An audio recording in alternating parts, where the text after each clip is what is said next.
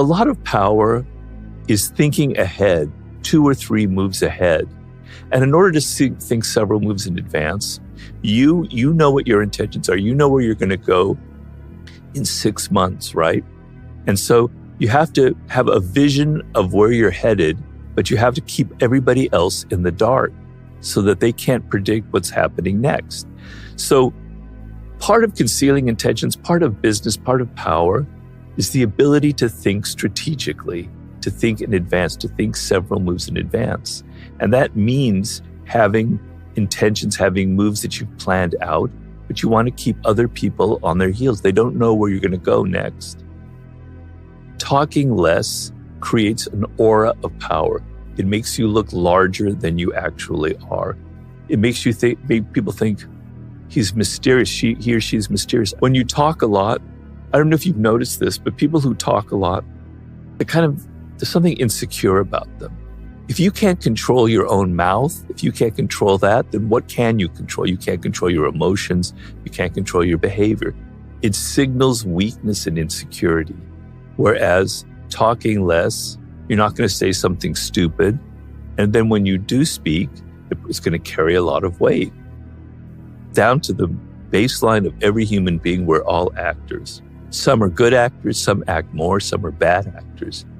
But I always tell people, if you look at children, 3 or 4 years old, or you remember your own childhood, you were constantly pretending, you were constantly acting to your parents. You would act like an angel to get something that you wanted. You'd act all sweet and innocent because you wanted some candy, you wanted some game. Being an actor is part of human nature. It's deeply, deeply ingrained in all of us because we're a social animal. If you went around just speaking everything that you thought, you would offend everyone around you, right? If you told somebody that their clothes are ugly, that they look fat, that their ideas are stupid, they're going to hate you. You're not going to get very far in life. So you learn at an early age to control what you say, to control who you are, to control what you do. And that's how we all are.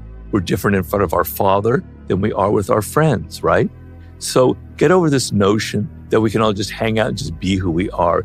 You're never being who you are. You're always acting to some degree. People rise to power. They become a CEO, they become a leader, they become a president or whatever, based on certain qualities that they have, a strength. It could be aggression. It could be being a people pleaser, being just very empathetic. It could be having a populist touch. It could be good with words, an orator. That's their strength. They use that and they get a lot of power because they're good at it. They don't have to think about it. It's almost natural to them. They get to a position of power, and now the world is changing. Your rivals are changing. The business world is changing. And you're still holding on to that one quality that brought you to the top. You're still thinking that my aggression, or that my being popular and pleasing everybody, or my speaking well, and you keep holding on to that, and the world has passed you by, and you're weak. And Machiavelli said, if I could create the monster, the Frankenstein of a leader in business or politics, whatever, it would be somebody who could change with the times, who they rose to power based on a strength. They see that it's not quite the right quality, and they adapt and they move with the times. He compared it to a river, right? And you're kind of moving like the water, you're flowing with this river, and that's power. But being rigid and having a form and having a strategy that you always rely on and having a personality that you always exude to the world and perform as is weak because you can't adapt. I mean, think of your business in the last 3 years. Can you begin to imagine all the incredible shifts that have occurred in just that time? And so in order to gain people's attention, people get very bored, right? They get very bored very quickly if you're always the same, if you always have one note. They're like children who've been continually stimulated with all kinds of new and exciting new toys, right? And you're vying for their attention, okay? If you're always the same, if you're always doing the same, if you're always appearing the same, they're going to get bored with you, and they're going to look for something else. So you have to be mysterious. You have to withdraw. If you withdraw and you're not always vying for their attention, You disappear for a month. You don't post anything, or you post something that's maybe a little bit enigmatic where they're not quite sure what you mean. Suddenly they're going to pay attention to you. Michael Jackson was very good about that. Part of it was his personality, but he would withdraw.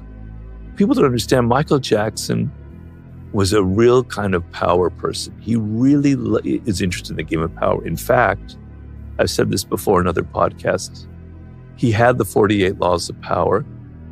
And when he died, they auctioned his copy of the book, and it had all of these notes in it. He had annotated it completely with his own notes. So he was very interested, but before the book came out, he understood the game of power. And he understood sometimes you have to withdraw. Sometimes you have to be one of those movie stars like Greta Garbo who disappears for 6 months, a year, or 2 years. People start thinking, what's he up to next? When's his next album going to be out? What's it going to be about? Even Beyonce plays the game like that. So the people, these are artists, so it's a little easier. But the game is to sometimes withdraw from that attention cycle. We're always having to be something for other people. Let's take a step back and let them start wondering what happened to you. Disappear for a while. You have to know the game of absence and presence. Sometimes you have to be absent and sometimes you have to be present. Napoleon Bonaparte said, if I show up at the theater every evening as a spectator, the audience sees me, they start taking me for granted. But if I show up a month later, go, oh, there's Napoleon, wow. Then I show up the next week, oh, he's coming off. And then I show up in 6 months. They don't know when I'm going to show up next, so they're always having to think about him. So that's sort of the game a little bit, knowing how to, this dynamic between absence and presence. So there are times when you need to apologize, and the apology has to be sincere, and it has to be not the usual thing where I don't know what came over me, that's not who I am, that just happened once. No, you acknowledge that you made a mistake, right? That you did something wrong, and you show genuine contrition. And then, a lot of people who were canceled 6 years ago, that's when they were contacting me, or 8 years ago. And I said, show that you're contrition, understand why people reacted against you, give it a little bit of time, and then come back with more or less the same image, but, understanding there are kind of guardrails here. You have to understand that the person above you has an ego and has probably a bigger ego than you do, obviously, because they're powerful. But with an ego comes insecurities, okay? So you must be aware that the person above you has insecurities and probably has more than you do, because they're constantly worried, do people still like me? Am I still doing as well? Am I as popular as I was a year ago? Am I getting as much attention as I deserve? Am I doing a good job? He or she is very insecure. They're thinking about these things all of the time. So what happens is, if you try too eagerly to impress them and you do such a good job on some project or something, and then all the attention accrues to you for doing that, then you're going to trigger their insecurities. Wow, this person's getting the attention and not me. Maybe they're after my job. Maybe they're more popular than I am. They're not going to consciously think this because they don't want to admit that they're insecure. But unconsciously, they're worried about you. They're thinking things that maybe you're a threat, right? And slowly they're going to build up kind of resentment towards you. And what will happen is you'll probably be fired or you'll be demoted. So if you work hard on a project for somebody else from somebody higher up in your group, and you do a great job, you need to tone it down a little bit. Don't take so much credit. Let them bask a little bit in the glory. Let them have the attention. Yes, they're the genius behind the project. I was just executing their desires. That makes them suddenly go, wow, this person, you understand that they did a great job, but they're being a little bit humble. They're giving you the attention, which you deserve anyway because you think you do, okay? But if you're too weak about it, if you're too humble, if you're going, oh, you don't take credit at all, you weren't involved in it at all, that makes you look weak, right? So you have to be kind of nuanced. You have to do a good job. You have to try really hard. You have to do the best that you can. But you got to let the person above you take some of the credit, take some of the glory. Otherwise, they're going to be wondering about you. They're going to be thinking that you think that you're better than them, and you're going to trigger their insecurities. This is the most important law and power that I want you to engrave in your brain right now as you listen to me. And it's the following. Everybody has insecurities and has an ego. And the worst thing you can do for your boss, for your colleagues, for the people underneath you, is to violate their ego, to make them feel insecure. You will pay a price for it. They will resent you. They will work against you. They will betray you in the end. So never lose sight that everybody around you has an ego and has insecurities. So law number one is understand that probably they are insecure. Probably you're going to trigger their egos, and be a little bit careful. Nothing ever comes free in this world. Nobody ever gives you something free. Nobody gives you anything for free. They're wanting something in return.